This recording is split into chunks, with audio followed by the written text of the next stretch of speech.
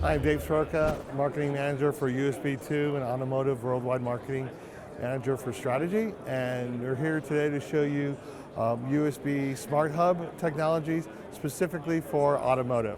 So what we have here is technology that supports CarPlay, so we're going to get that going right off. I'm going to plug in my phone here. You can see then we have a board here, and then we have our head unit here.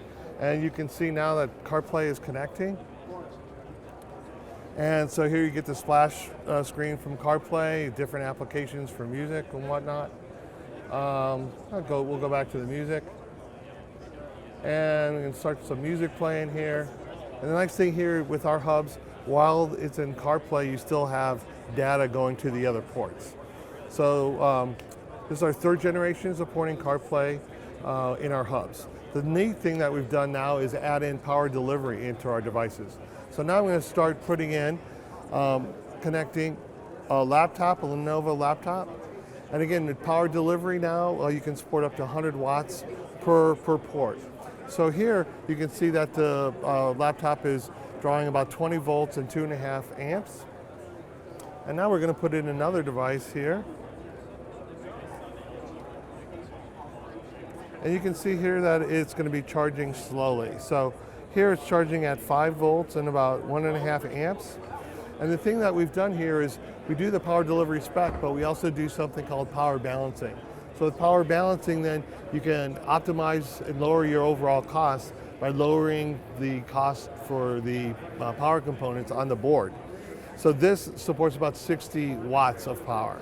So what happens here is we have allocated a budget to these two devices, such that now when I take this out, you'll see that the device now is actually starting to charge at a higher power level, now at the 9 volt level.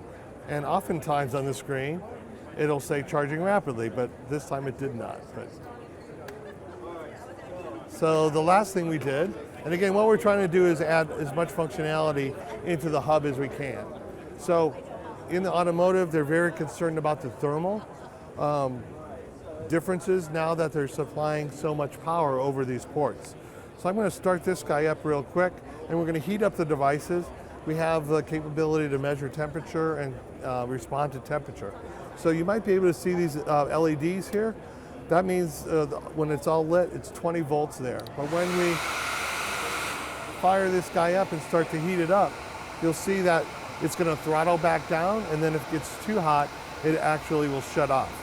So for the demo purposes, you've seen that it pops down there, and if you go and you look at this, here you can see it's actually shut down. So we did that demo that way just so you can see very quickly that it responds to thermal.